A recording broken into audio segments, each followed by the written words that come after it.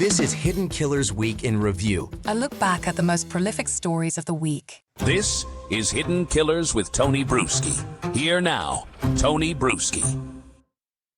Well, there's been a lot of question for a lot of time about what happened to that K-bar knife that Bryan Kohberger used, and possibly another weapon that was used in the slayings of those four innocent college students in Moscow, Idaho, several years ago. He's obviously spending the rest of his life in prison. We've gotten a lot of information from document dumps about how that early investigation went, learn more about Kohberger, what he was like before, after, during the trial.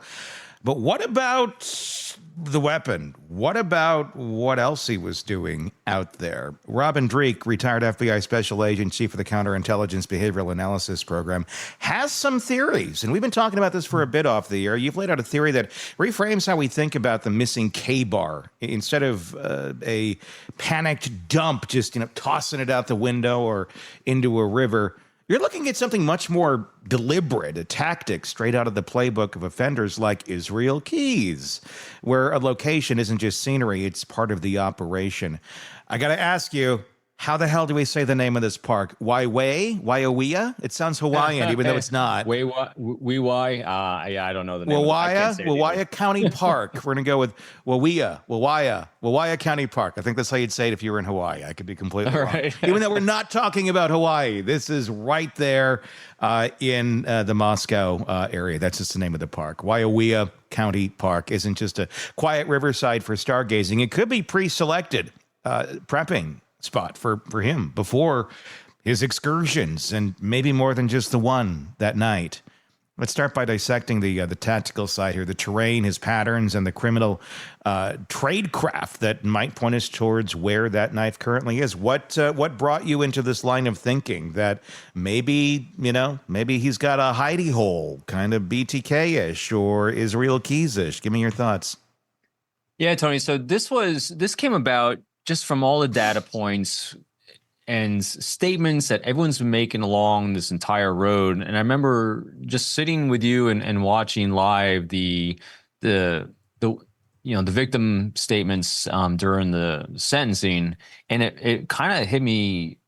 It hit us already on this one, but kind of hit me even harder. I think that, wow, this guy has not done an original thing during this entire process. He is the epitome of a copycat, being Kohberger.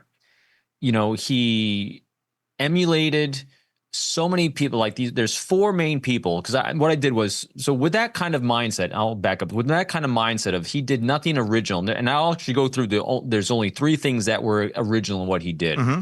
It wasn't by choice, it was by accident, right? Yeah. So everything else he's done came about, it appears, because of his study under Professor Ramsland. Yep.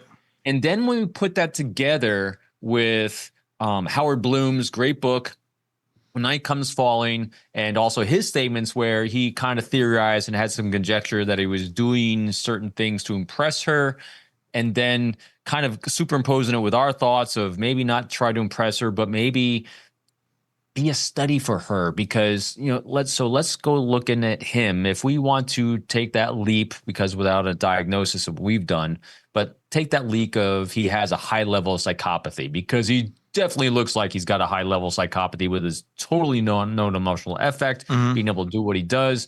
And so with that, it's all about grandiosity, and grandiosity is trying to outdo someone. It's about having the attention on them. And so with that kind of conjecture and theories running around in my head, I was like, well, let's then look at the murder weapon. Let's look at what's taken place and what hasn't taken place. And so if everything he's done has been a copycat of who he studied under Ramsland, what have they done with murder weapons after the fact of what has happened? And that's when I zeroed in on Keys and saw that Keys had stashes both before he committed a murder across the country. He would make these weapons caches and these murder caches for just in case. So he wouldn't have to travel with weapons to be alerting. He wouldn't have to travel with any paraphernalia that would be alerting.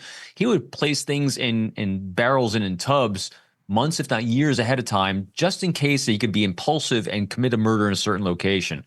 And so he would also do that after the fact. He would secrete whatever he used back into a secret place. He could either use it as a trophy, he could reminisce and think about it after the fact, and he might even use it again. And so I was looking at this and thinking to myself, if he's been a copycat on everything, being Kohberger, everything he's done to date so far, why wouldn't he do his post-murder just like everyone he studied before? So that brought me to keys. And then what I did was well, I'll let you take it from here. Otherwise, I'll keep rambling. No, I mean, there's a lot of questions here. I mean, continue with how your thought process was on this and how you kind of got to where you did with keys. So what I then did was, again, all public records. And so I think there's a great opportunity for law enforcement to do a deeper dive on this, because this is what I also researched. I didn't see any results doing my research that anyone's done this yet. Doesn't mean law enforcement hasn't. Sure. But from the public records, we don't have records of this. And so what I did was I then analyzed, I said, where did Keys typically put his caches, both mostly after the event happened, like where he put the weapon, where he put the clothing he's looking at. And it always came back to places like in bends of rivers, in state parks, in all these kinds of places that Kohberger would frequent. And so then what I did was I did some research. I said, I used, AI for this, like law enforcement does these days. They use AI to kind of triangulate a lot of data rapidly. And so what I did was I then did a triangulation, the best I could, of the types of places that Keys would secrete weapons in a cache after an event. And then I did an overlay of Kohberger's route after the murder as well to see what types of places. And I came up with four probable locations, like of a bend in a river, someplace in the park and things like that. And also, Tony, there's one other thing that triggered me in on doing this. Kohberger himself gave leakage in the sense that he said his alibi was out stargazing, and again, hiding in plain sight. So then I did research. Is this park, where in this park is known for stargazing? Because if you look at where in the park is known for stargazing, since he gave it as leakage, this might be a place he's more comfortable with, he can frequent without actually not arising suspicion. And there's one more thing in here that they haven't done yet, that they haven't disclosed in the records. And this is where I'd be very, very curious about law enforcement going down and taking a look at as well. Kohberger took a very tunnel vision look at what to do pre-murder and execution of murder when it came to digital footprint. He turned off his cell phone only on the day he's committing the murder. And they have through cell phone traffic from the months leading up to it that he actually went by the house a certain number of times because he didn't turn it off then, which he should have done, right? And so we have all the cell phone traffic data around there, and we have the night of him circling down through the park on his way home. What I'm curious about is from the time he moved to Washington to go to the university there, I want to look at that cell phone data going through that park area. I want to see stops, but I also want to know when it was turned off. I want to know the areas it turned off. And I think we might be able to do an overlay between what I saw from a similarities between where Keys placed his and where the AI is saying that these are some likely potential locations to check. And when you actually throw cell phone assessment data on top of that, we might have some pings, pure conjecture of where he might have stashed the bloody clothes, because blood is also going to be a trophy, something to remember. The knife, and all these things that he might be reminiscing about more than a selfie in a shower where he's smiling and grinning like a psycho. It makes you wonder, like he's still sitting there in that cell, like hoping maybe one day I'll get back to that hole that I dug in the ground. And the thing is, if he did in fact hide these items somewhere in a park, in a hole, is there any incentive for him to admit this out loud and to say this, or is it better that it's sitting there and safe there for him should he ever want to return? Obviously, I don't think he planned on getting caught. He planned on having this kind of as a place to return to, not just to get his stuff, but also to revisit and to commiserate, to view his trophies and fantasize. Yes, that's the word I'm looking for. So we just simply look at, when we have these types of questions, I think the best place to go for the answers is the place that he went for his inspiration for everything. He's got four main people that he was emulating the entire time. And we look at what they did. And in this case, definitely BTK. He kept stuff, he's in jail for the rest of his life, in prison. And so he didn't reveal everything right away. He leaks it out to keep the attention on himself. Yeah. So here's a theory. So if we have four people, we got BTK, we got Ted Bundy, we got Keys, and there was one other that he's been emulating. One other in there that he's been emulating a lot of, because those are who Ramsland studied mostly. Her books, her writings are on those four, right? Yeah. And so if we're looking for answers on what a probability of what he'll do next is, let's just follow one of those. I'm going down the BTK road, and that is, when he eventually gets out of solitary that he's in right now, if that happens, because he will be under severe threat because the conclaves are going to get him. That's not going to work out well when that happens. Right. And as he very bluntly said, the big D's coming for you. He better get his story out now, whatever he wants to get out. Yeah. Because I think he may be a bit incapacitated shortly. So when he first starts having the capacity to communicate, I'll be really curious as to the leakage he might start giving, because if it's there, eventually he might start leaking it to keep that attention. It's going to come in the form of, and again, I don't think he's motivated. Well, I don't think, who the hell knows what I think, but his motivation seems to be the attention, not the profit. So him writing a book, or someone writing a book, or doing a study on him, I think that's when it's going to come out. And so I think it's going to come out in drips and droves, not because it's his choice, but that's because what BTK did. That's what all these other people did. Or anyone else he might wind up studying while he's in there. And for what purpose? So let's go down for what's the motive.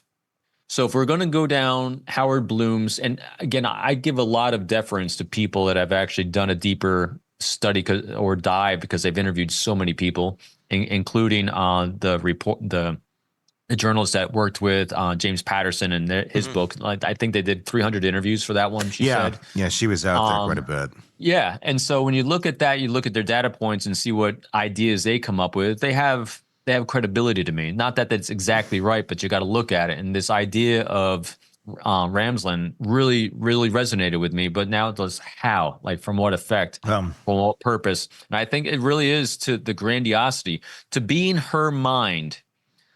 The most interesting thing that she wants to study for the rest of her life would be success in his mind. Yeah. It makes you wonder what exactly his thinking was beforehand.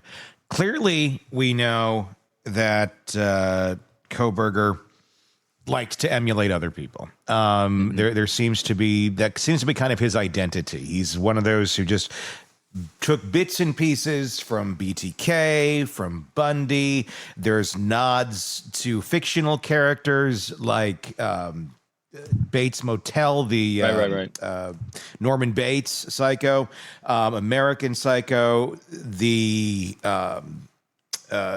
Papa Roger, Elliot Rogers. That's the other one. That's the other one too. Yep. There's all these. It's like he's a cornucopia of all these different characters, but not really knowing who exactly he is. So it's not shocking, the idea here that he's also, would be emulating the idea of burying these things like Israel Keys did, or like BTK did. What do you think, Robin? I mean, initially, if he started this, and I'm going to call it a hidey hole, because that's what BTK called his. How do you think that started? Did it start prior to committing crimes, or was this more in the time window, you think, when maybe he was committing some of these smaller crimes where he was breaking and entering into homes? He suspected of that in several different areas. Yeah, obviously they found the ID cards in his glove box, which we'll talk about in a little bit. But I wouldn't be surprised if there's things like that initially began this hidey hole, or is it a combination where it's his trophies, but it's also maybe where he hides the weapon, where he keeps it out of his own home so they can't find it, but it's also a place where he can go get it when he wants to use it, which maybe he very well did that night in November with the Idaho 4. Yeah, well, all these things are that escalation of that life arc that he had, and even the break-ins the suspected break-ins that he was tied to or potentially tied to that are coming out in the court release documents. That just confirms more of what was suspected, and that all these people back in his hometown in Pennsylvania are putting together after the fact too. That came out in Patterson's book. So that's just following an arc of just deviant, unhealthy behavior that typically does come about with these type of people in the murder realm. What was interesting too was the idea of, and it's been confirmed even more so with the court documents being released, that they still have not found any, even though I know Howard Bloom thinks it was all about the one girl. There's still no conclusive. Yeah, there's still no conclusive link between him and any of the victims. And as we now know, he had bought that K-bar knife prior to his going out to Idaho for school. Yeah. Right. So if you're looking at, and he'd started studying criminology before going out to Idaho. So if you're looking at that arc, I think it was always in his mind to do this for quite some time. And so that's why going out there and laying down a cache before he even selected a venue and individuals possibly is exactly because that's what Keyes did. He was opportunistic, creating a cache for something he's going to be using when the time comes for him to use it. And I really think that that's a probability of this happening here. Because so let's just go law of probability. Sometimes you can be off and sometimes be on with me on laws of probability. But when you come down to Kohberger's behavior, again, the research I did, everything he did in the execution of this completely aligns with four other people. We said it, Dennis Rader, Bundy, Keyes, and Papa Roger, right? So with that, the only things that do, so it's easy now, let's look at what doesn't align. The only things that happened that did not align with something that someone else emulated ahead of time is leaving two victims, because that it was not part of his plan, right? Leaving a nice sheet behind and returning to the scene of the crime so soon after. Because I found that interesting. They said that returning to the scene of the crime is like, how could that be new? How could that be original? Actually, it's the idea of return to the scene of the crime wasn't original. So soon after the event was the part that kind of broke a norm from that pattern. So if you're looking at everything he did, there's only those three things that stand out that are outside the pattern of what he's emulated in someone else. So why wouldn't getting rid of the weapon be the same? Yeah. I mean, and the thing, I mean, there's a lot of killers that he could have emulated where they did throw it into a river. But the fact that we see that he goes to these parks in terms of his vehicle patterns. And that's the big question, because I don't know how far back they looked at these vehicle patterns. They obviously did for some amount of time where they could tell that he was stalking them. I just wonder how far it goes back. I mean, does it go back even further than what they looked at? Because I think there's a big possibility that there is something in these parks, other than knowing the fact that he hit these parks before the crime, and he would go there quite frequently from his other vehicle activity. How do we begin to think about where in the park these things might be located? These are big areas of space, as all parks are. They're very wooded. They're not just like, hey, here's the park on the corner with a playground. This is like wooded area, hiking trail type territory. I guess my thought would be look back to Israel Keyes, look back to Robert Hansen, look back to BTK, the types of places maybe they would have hid things, or more so in that sort of atmosphere. How do we get down to where, if somebody wants to try and find this, how do they go about doing it? Yeah, so I did that. And again, I don't have real-time data because I'm not there. Sure. But when you do that overlays, the typical place that Keyes would do these things is bends and rivers. They always near water because it allows you to secrete it in a hiding place as well as dispose it in that body of water if you chose to do that as well in a last-minute boo-boo, right? Yeah. But also you want it to be easy to access and explain away on your typical route, but also not frequented by other people. That's why these parks, these walking trails, there's lots of probability of those being the locations. And when looking at these, and so bring it to the spirals, as you mentioned Hansen, we were given, I remember this. This was so funny. We were given tips by defector sources, high-level Russian defector sources of where they had caches that they. So what happens is when you have a Russian illegal, when a Russian illegal is placed in our country, years and decades in advance of ever being needed, typically what they're doing is they're placed in this country just in case things sour between us and that nation in Russia, and we kick all the diplomats out. Mm-hmm. We kick all the diplomats out of the diplomatic establishment. What happens is Russia will activate their illegals network to continue collecting intelligence outside of the normal pattern. Mm-hmm. And in order to do that, they have to first go to a cache of cache, information, coding equipment, transmission, all, a cache of tradecraft that allows them to act in those capacities. And actually, we had information that told us where those caches were. Mm-hmm. And if you say, because oh my God, I've dug so many holes in parks. Because you literally have. I have. And so what happens is they typically say it's down this trail approximately 200 feet next to a dead tree stump. Mm-hmm. Go. Yeah. I can tell you. You try digging around a dead tree stump about 200 feet down. You're going to wind up digging 500 holes and not finding anything.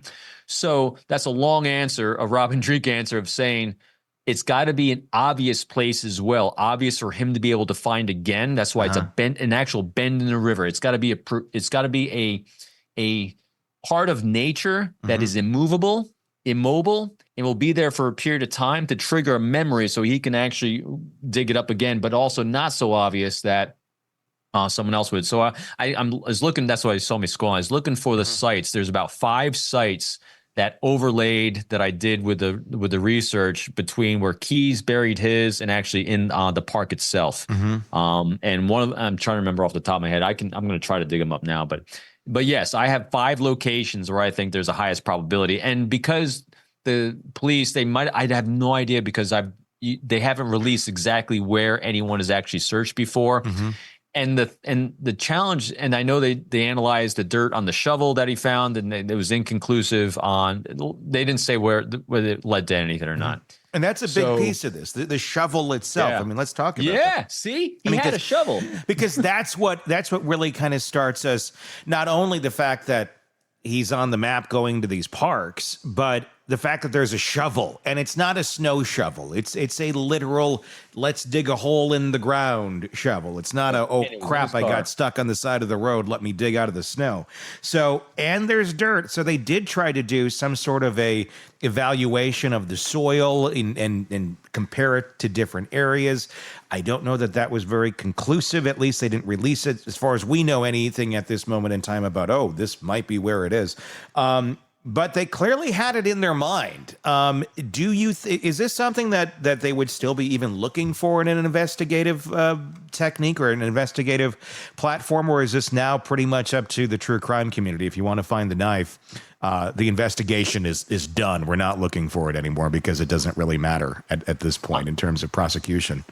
Boy, that's a tough question. I'm thinking it's going to be up to the true crime community more so, only because law enforcement departments have limited bandwidth.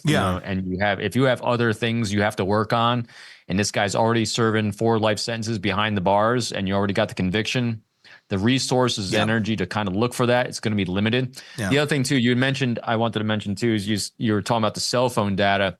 I don't know how far back the subpoena went to get the cell phone traffic. A lot, because anytime you get anytime you're using an intrusive technique like collecting cell phone information, whether content or just triangulation and getting pings, you have to be able to justify to a judge as to this is reasonable amount of time for this. And I don't know if it went back to his entire time since he moved to Idaho. I would think they could probably justify it. If not back then, they could definitely justify now just the things we talked about on this podcast right here would be enough for a judge to sign off and get more cell phone data. I would think if they're trying to look into possible other crimes at this point, and that's where I think it's valuable, where it might not be anything. I mean, it'd be lovely to find it, but at the same point, it's not going to affect his life sentence. He's gone. It's there. It's done. But it does make you wonder what else might be in this box. If it points to other crimes that actually had been committed that are unsolved, obviously nothing to this degree in that general vicinity, but other crimes. I mean, the fact that he had, and let's talk about this. The fact that Bryan Kohberger had 2 ID cards in his glove box of 2 women that were, we don't know who they were exactly. They haven't released that, but they were not his victims. They were not any of the victims in that house. These women are still alive. They may not even know Bryan Kohberger had their IDs. As far as they know, they lost it and then probably have it replaced by now. But let's talk about that, because his hidey hole there was his glove box in a car that was described as being disassembled. I want to get your reaction to that idea first. This man, scrupulous with his cleaning, obviously leaves the scene, doesn't have blood on him, at least nothing that anyone ever observed. We don't have the clothing. There was just the little bit of DNA on the knife sheath. He cleans the car to a level they say literally is disassembled. They find nothing in it, but they find IDs in the glove box. That just seems really idiotic to me. Like, you cleaned the hell out of your car and you left 2 IDs from 2 people who are not you in your glove box.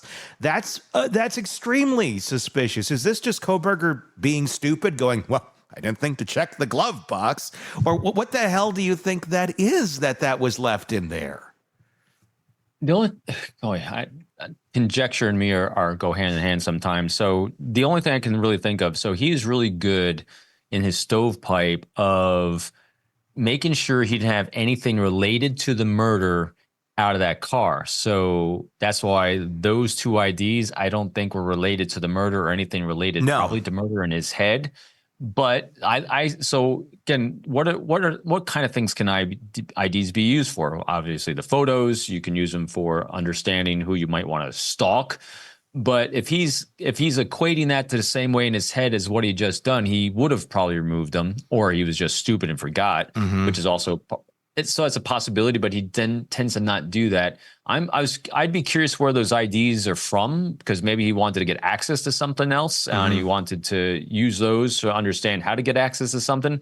Maybe make a clone of one of those things. I don't know. There's, again, just down to conjecture. There's a lot of things IDs could be used for. Was it for a use, they necessarily meant for targeting. What was it for? Any sort of use, or was it just for a control? Was it just for feeling that control of, I got this from them? I mean, it's. There's no reason to have anyone else's ID on your person. There's very few reasons I can think of. Like, you're going down the water slide? Okay, I'll hold on to your ID for you. I mean, and we do know that he was not treating his female students very well at all. No. If they're from females, he could have literally just taken them and found them just to screw with them. Because he is vengeful. He is very vengeful, and we have data points on him being vindictive and vengeful. So it could have been just for that. Again, anytime you have an outlier of new data that comes in that just kind of spikes, there's lots of. I'm completely wide open to anything those could be, but it could just be a simple vengeful thing he did too. I'm wondering if all of this started really early, because we know he was committing some petty crimes. He stole his sister's phone. His dad turned him in. We know all that. And there are people there in the new book that came out, the James Patterson one that talks about Idaho 4, right? Yeah, where it talks about him going into like a family friend. He was friends with the son and broke in or took things from the mom. The mom figured it out. Eventually, gets called on the carpet for $20,000 worth of, if not more. Like serious theft, but isn't turned in for it. He apologizes when he's called out eventually, and just kind of goes on his way. And she says, I don't ever want to see you again. And he's like, okay, bye. So he's doing this before. I'm just wondering, did this start I don't want to say benign, but benign compared to a execution of 4 people, where it was smaller things he was doing. And was it for his craft of wanting to get into law enforcement? And was it to do smaller things to try and gain insight from what it would be like, the perspective of the perpetrator? And then eventually, after breaking into houses so many times and stealing ID cards and jewelry, he eventually ups the game and goes, well, I got away with this so much.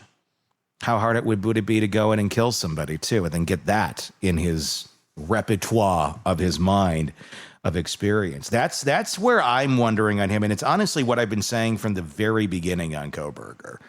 Yeah, it is an interesting question. I think at the onset, from when I looked at the timing of it, I think the original thefts he was doing, and I think it was, again, it's hard to, I'm having a hard time placing exactly what Patterson had found out in his book. But in other words, a lot of his thefts he was doing actually, I think, was giving him the cash he needed to get drugs. So Sure. A lot of it was drug related stuff. And so that's part of that arc of him getting reps earlier on.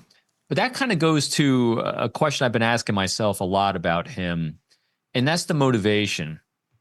I had theorized, and some others had too, that when you're dealing with Kohberger and him talking about having no emotions and having that visual snow and all the things that go along with psychopathy, which is that no emotional effect for anything, of him upping the sensations of what he was doing to get some sort of emotional response to something, kind of like, we saw that emotional response. He was doing a selfie in the shower afterwards as his trophy or a theorized trophy.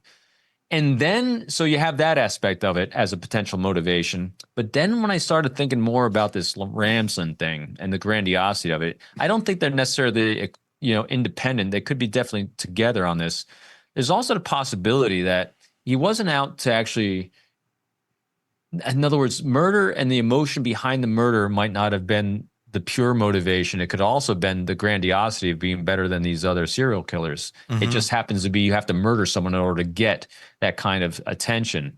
Because that's what made me think about that was his incessant hand washing and showering he was doing and reported to have done.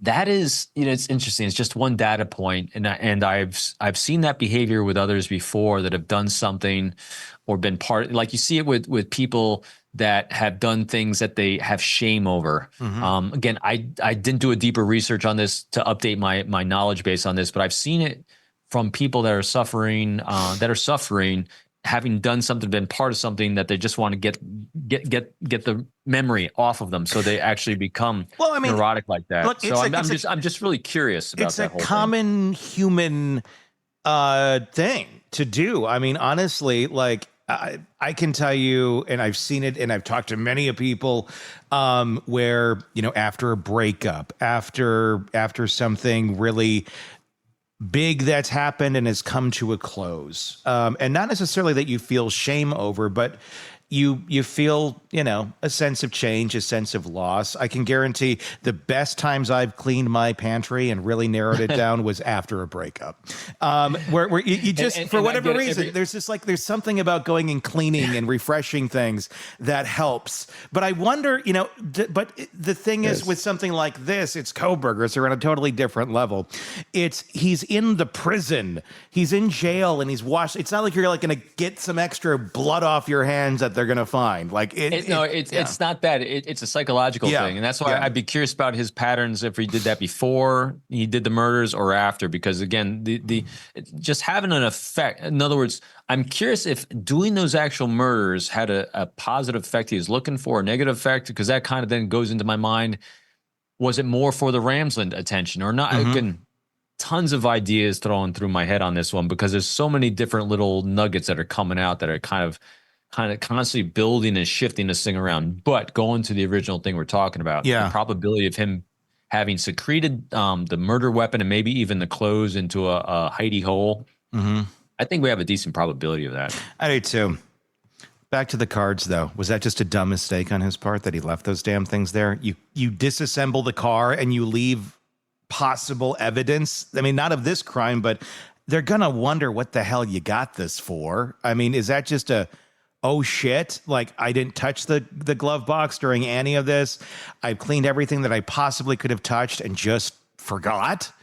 I think it's both. I think it's him being stupid because he has a lot of stupid in him, as well as unrelated to this. Yeah, very narrow shift in thinking. Like that's a different thing. He's very narrow. He's very narrow in his focus.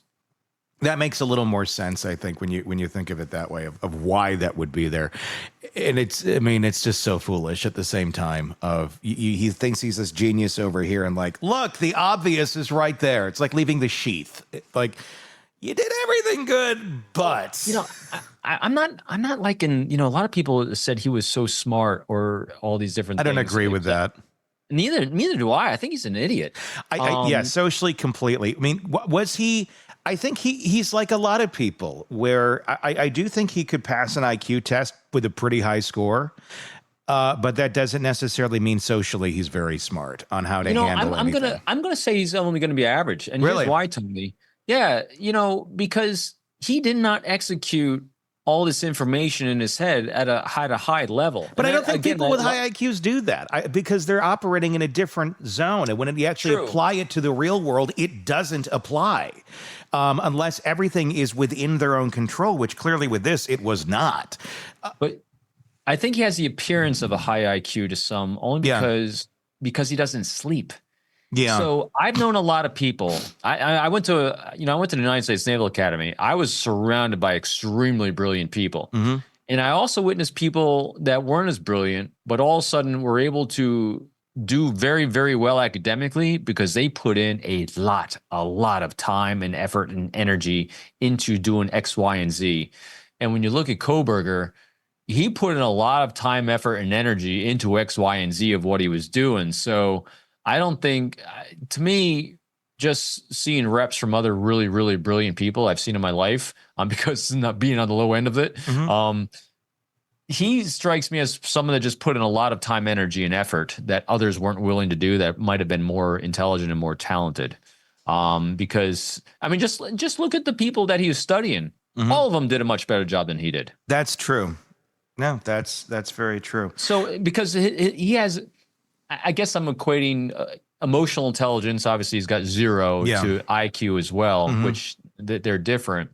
Which you can be really strong. If you're really strong on one, you're probably not really strong on the other. He has zero EQ, 0 emotional intelligence, and I think he only strikes me as moderate on IQ. And again, it's effort level that I think really got him to notice it. Because I mean, who is into this kind of stuff as much as a degree and actually had the bandwidth to dedicate it? So again, boy, I love stuff that pops in our mind as we're going. So all other people that he's studying with, they all have something he doesn't. Social life. Mm-hmm. Social life takes up a lot of bandwidth from normal human beings. And so when you're a professor and you're looking at your pool of students and you're looking at grades, you're looking at effort, and you're looking at all these things, who's going to stand out as being exceptional? The one that is dedicating 100% of all the energy and everything they're doing to the craft that the professors there are caring about. Meanwhile, all these other students can be very, very good students, but they actually have life that is actually infiltrating into their performance. I know this because, I have 2 kids that are very into what they do, and they're talented and exceptional. At the same time, though, they're able to excel because their bandwidth allows them to excel because they're focusing on their craft and not on the chaos that other people are focused on. So I really think he didn't strike me as anything great. He struck me as someone that emulated a lot of people and just think about this. He put so much time and energy into what he was doing. You think he'd be better at it. You would. He's someone who I think, like many of us do, though. I mean, I identify with what we do or our craft as part of, who we are, a very big part, more than just, I do this and my whole life is over here. Sometimes it's very intertwined. I feel like he found worth, because I think it was one of the few things in his life that actually, he was somewhat good at compared to others, but obviously not perfect by any stretch of the imagination. And validated for it. You know, when Yeah. you have a professor saying you're doing well, doesn't matter how good or bad you are at something. I mean, how many of us at a young age, because that's becomes part of our life arc, we pursue things. I mean, Tony, you're a great example. You fell in love with doing radio and doing this kind of work at a young age of 14 because No, someone actually along the way- 2, but See what I mean? on It was the air, part of- officially someone on the air, but gave I've been talking to a mic since 2.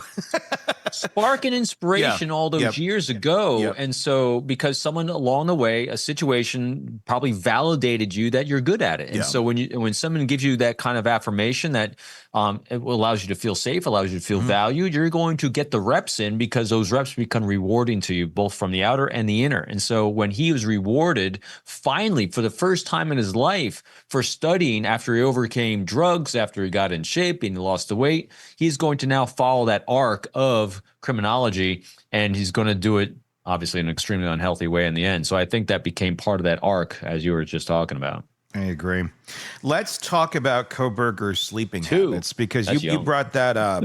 You brought up earlier, he doesn't sleep, and that's what we've been hearing in newly released documents about his time in jail. This guy, I didn't know you could be up in jail late at night. I thought they kind of made you go to sleep, but I guess they don't.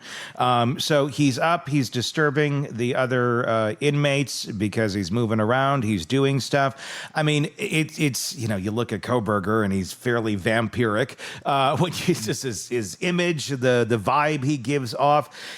What do you make of that? I mean, and is that a common thing amongst killers that of the past? Is he emulating someone? I wonder about that. I haven't really dug into that. I don't know. Of staying up late and whatever the hell he's up to, he's doing it in odd hours. He's not necessarily doing it in daylight, it seems. I think that just goes to it again, pure conjecture on this one too. I just think his brain is so broken, the chemical imbalances in there, it throws off everything, because sleep is regulated mostly by melatonin and our body's natural rhythm. He doesn't have one probably. And so it throws it all off. Plus, I mean, you can't even imagine what the hell's going on in that brain. The kind of machinations it's going through and running through and scenarios it's running through. Because again, that he fixates on things, as we've seen. He's OCD in a lot of things he does. And so that's probably what's happening in that brain is it just gets wound up and just keeps going, probably around really inane things that aren't going very far or effective at all. Because if you think about it, here's someone that's up all the time, studying so much, and he still sucked at what he did. Yeah. Is prison going to bring, how do you think prison's going to affect Kohberger? If he's, because obviously he's only been there for a little while. I know he's been in jail, but this is prison.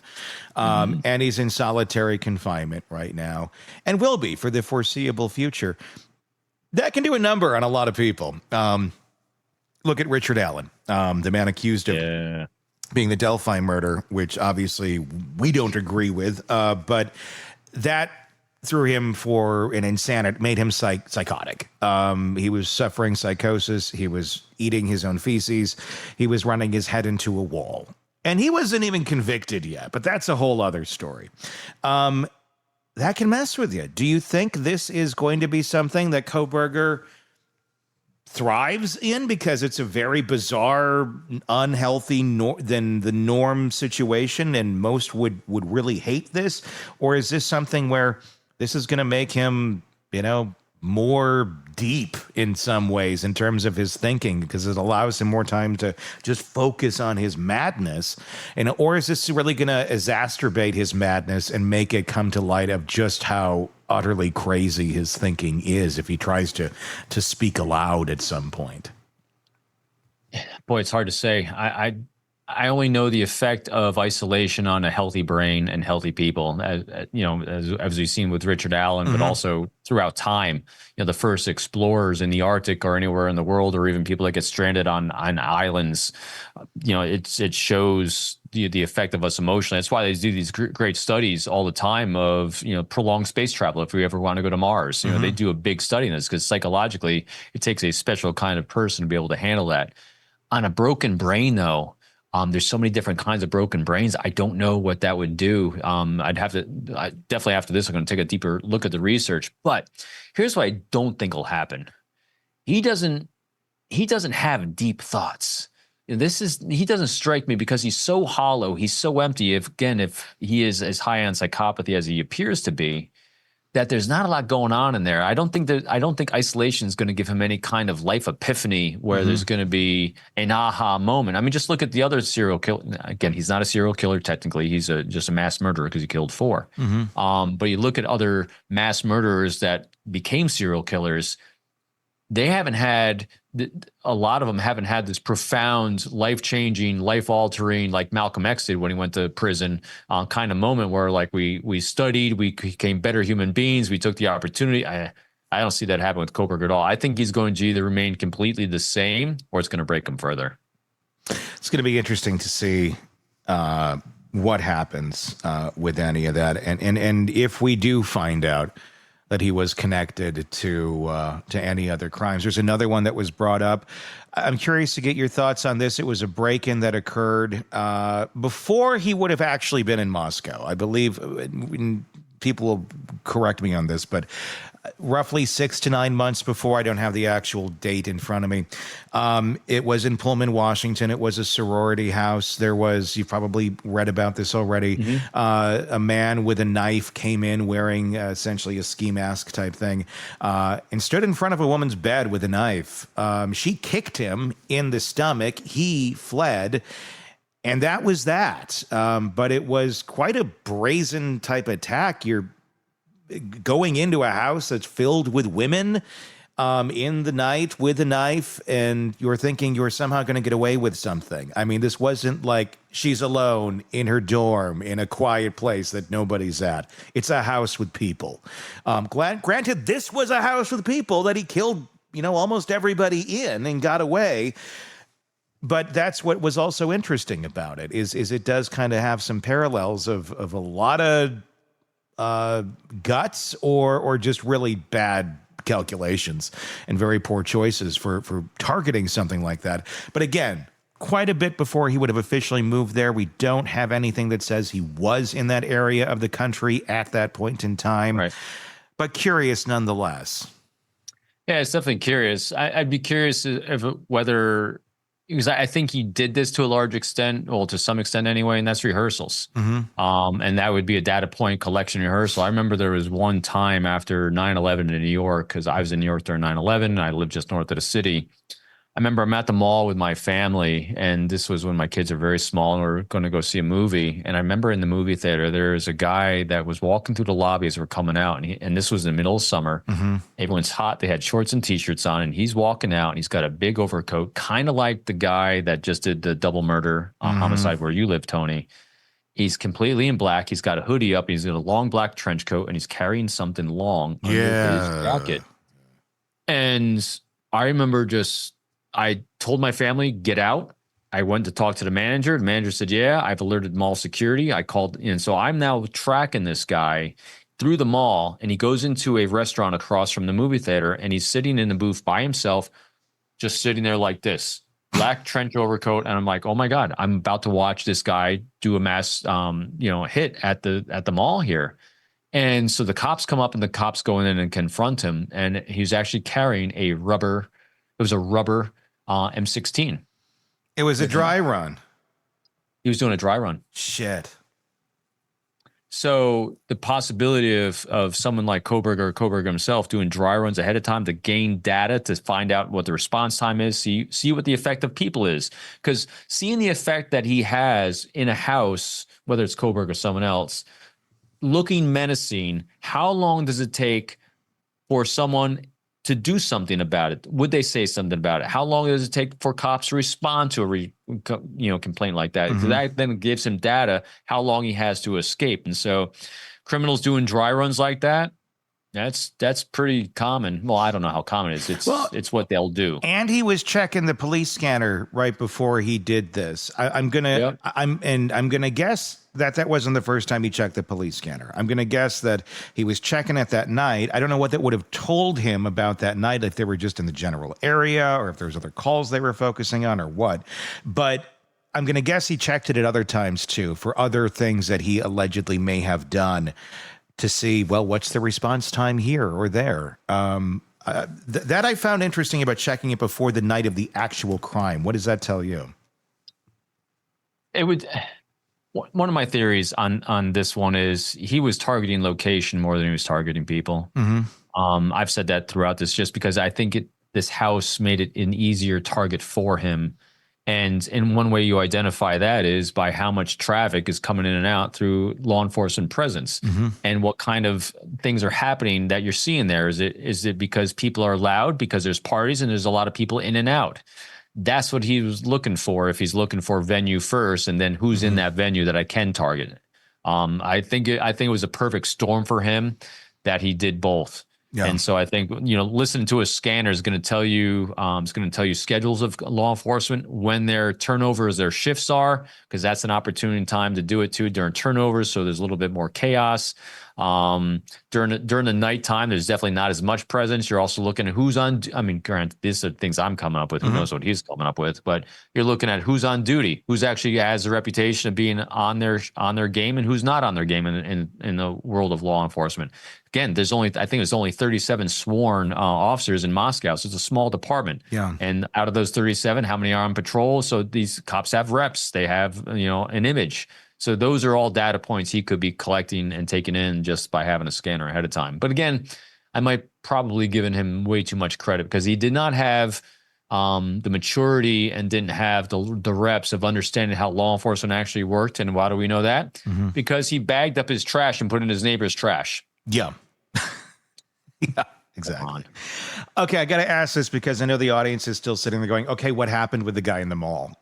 Were you, I want to ask you, were you packing? Were you ready to draw if you saw him pull something? And what happened to him? Yeah, so I actually was behind a pillar. I sent my family out of the mall to safety. Yeah. And I was standing behind a pillar thinking to myself, oh my gosh, I'm going to have to shoot someone. I work counterintelligence. Me drawing a gun in 22 years. It happened once on a bank robbery call out we did as a group. But I was thinking I was going to have to potentially shoot this guy until the cops showed up because I was watching him and seeing what he's going to do. And if he's going to make a move, I was saying to myself, well, I was going through my deadly force policy. I was making sure it's going to be a good shoot if I had to, so I could, live through this, defend other people through this. So what happened is cops came in, they interviewed him, and they determined that he was not a threat, and they sent him on his way because he didn't do anything illegal. But they detained him because he was suspicious and able to actually get enough identifying stuff on him. Where he went from there, luckily, I never saw a shooting at the mall after that. So, but isn't that disturbing? I mean, right after 9/11, the whole "it's see something, say something" prime time in New York. That was December. I remember that was December of 2001. And they're just sending this guy on his way. Law is law. It's an amazing thing. It's amazing. My time in the Bureau it had moments. And I remember there's many times, like I worked a lot with the CIA and other 3-letter agencies.